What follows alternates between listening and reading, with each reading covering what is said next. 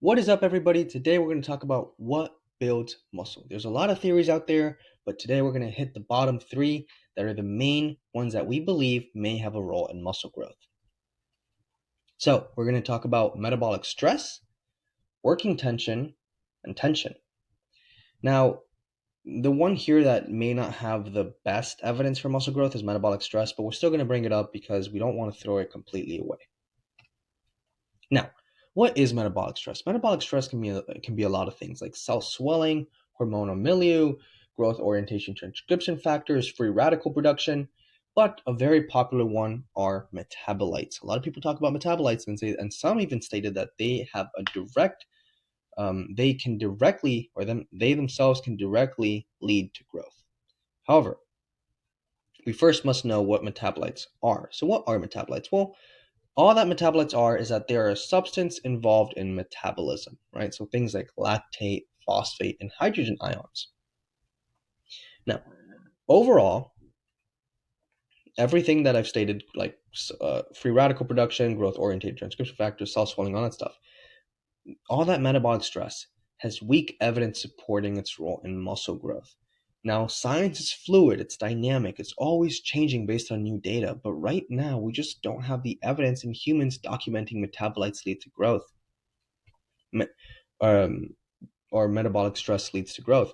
Metabolite themselves don't have any anabolic signaling properties or don't have any anabolic properties that we at least have seen so far that makes them lead to growth directly or that makes allows them to themselves lead to muscle growth. Now, that could change, but as of right now, we just haven't seen any properties, any anabolic properties. Now, the pump that a lot of people like, the pump can theoretically lead to gains, but the growth would most likely be small. This is because the myofibril is 80% of the muscle, so the growth would be limited to the space remaining 20% between the myofibrils, right? So all that intracellular stuff, when we talk about the myofibrils, they're all kind of like stuck in together like this. Now there's space between them, and that space is where that extra growth that the pump can give might be, but it's going to be limited. So the pump can cause growth, but it may be very limited and it won't be as much as actually growing the myofibrils and adding more force generating proteins like actin and myosin. Now, tension. Well, tension is a very popular one, as it should be because tension is the most important driver for muscle growth that we know of so far. But we can pretty much confidently start stating this. Now, tension is the force that our muscles generate. It's that simple. And we generate this force to move the weight. So if we're under a barbell and we're squatting, going up and down, our muscles are going to generate force to move this weight and complete the task that's being placed upon them. Now, there's two types of tension. There's active tension and then there's passive tension. And these two can combine to make total tension. Now, generating active and passive tension is believed to have an additive effect on gains. So how can we generate active and passive tension to get total tension? And what is active and passive tension anyway? Well, active tension is the force created by myosin pulling on actin and forming that cross-bridge cycle. So the myosin head attaches to actin and pulls on actin. It's kind of like a hook and grab, right? A lot of people use that hook and grab kind of analogy where it's like it just binds to actin and then it pulls, or hook and pull. However, it has been shown, or at least it's been being talked about, that it has more of a rotational aspect during that process. It's kind of like a corkscrew. Pretty interesting. Now, active tension is developed when we purposely use our muscles. What does that mean? Well, when I flex my arm, or when we flex our arm, we'd have myosin attached to actin and pull on actin so we can shorten and squeeze the muscle. And we can purposely do this. We can intentionally do this. Now, passive tension is a little more complex, a little more interesting, at least for me.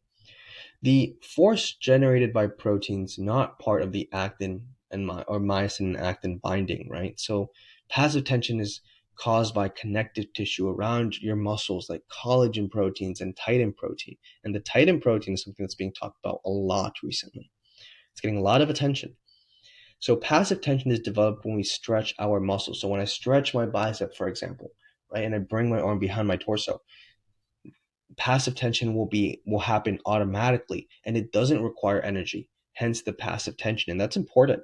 Active tension does require the use of ATP, it does require energy, but passive tension doesn't, because passive tension is made by these passive structures in the muscle, right? Like the connective tissue and possibly the titin protein. The more we stretch our muscles and the deeper that stretch gets, the more force we can generate, the more passive tension we can generate. However, this passive tension itself isn't as strong as people make it seem. If I'm in the bottom of a squat, right, and my quads are lengthened and my muscles are lengthened, and the muscles that are working are lengthened, passive tension may help a little bit, but I don't think it's going to be a lot, or it's not going to be a lot to get you out of that squat position by itself. You still have to generate a lot of force, and that actin and myosin binding still have to be working in order to, shorten up the muscles and bring that weight up. Passive tension alone isn't strong enough to get you out of that squat or out of these lengthened position of our muscles. So I do want to mention a little bit about the titin protein for those of you that don't know, and it is being talked about a lot, but there may be some things that are mistaken about it. So titin has long been recognized as a mechanical protein in muscle cells that mainly functions as a molecular spring in contractile units, the sarcomeres. It is believed that titin is the dominant protein creating passive tension. Now, titin is a huge protein. It runs half of the sarcomere, and that's really big for those of you that aren't aware. But titin generates passive tension when stretched a little bit too far, right? That's what's being talked about. It has a spring-like recoil effect. So when we stretch our muscles, titin's going to uncoil, but it's going to want to recoil, bringing the muscle back to its resting length. However, there was a study done on mouse and frogs, and what they found that in the frog muscle, titin has a very important function in muscles, right? Titin has an important function, but the thing is, the frog has a very underdeveloped ECM.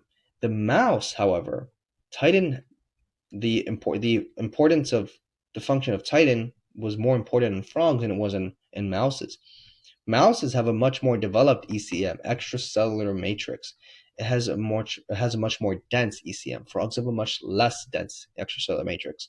Therefore, the importance of titin in frogs, while that could be true, or while that seems to be true, it does not correlate directly to the mouses, because the mouses have a much more developed extracellular matrix, just like most mammalian muscles do, right? So, I mean, this can be a whole other video and a whole other complex topic, but the research right now just seems to state that, or seems to be leaning towards the idea or the fact that the ECM now is now seen to bear the majority of passive tension.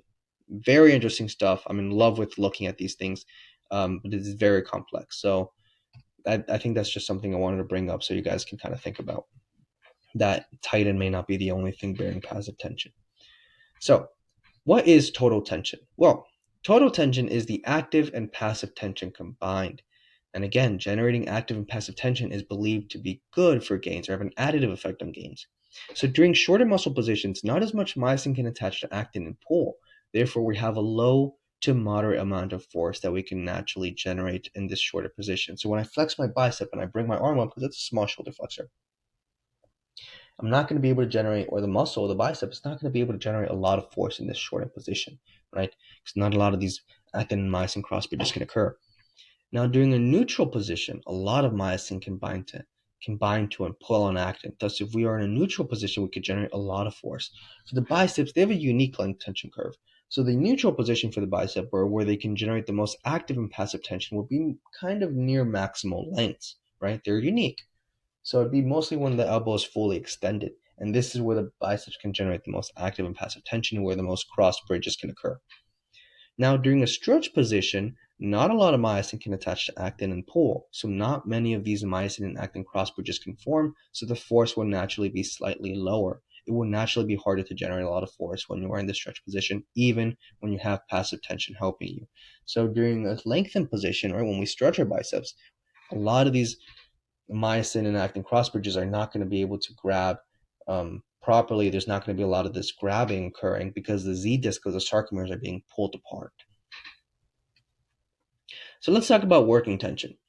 Working tension is muscles generating force and maintaining this force as we move weight over a distance, right? So there must be some element of maintaining force as you move. Why is this important? Well, generating force without moving your muscles, isometrics, can still grow muscle, but it's not ideal. It hasn't been shown to be as effective as dynamically moving your muscles, right? Isotonic contractions, concentric and eccentric, right? So if I just hold my arm right here, if I'm holding a bicep curl in an isometric position, not moving, I can still possibly grow muscle, but it's not going to be as much as I'm actively moving the muscle, right? So if we increase the distance we move the weight, we increase the working tension. This makes sense because work equals to force times distance. Little physics. So if we increase the distance, we're going to increase the amount of work that muscle is performing or doing. So what are some ways that we can maximize working tension? Well, we can maximize the potential range of motion each exercise offers. So if you're doing a bicep curl, we may not want to do half reps. We might want to go all the way down and all the way up. This is going to help maximize that working tension and maximize that distance. We might even use less load, which may be easier for the joint.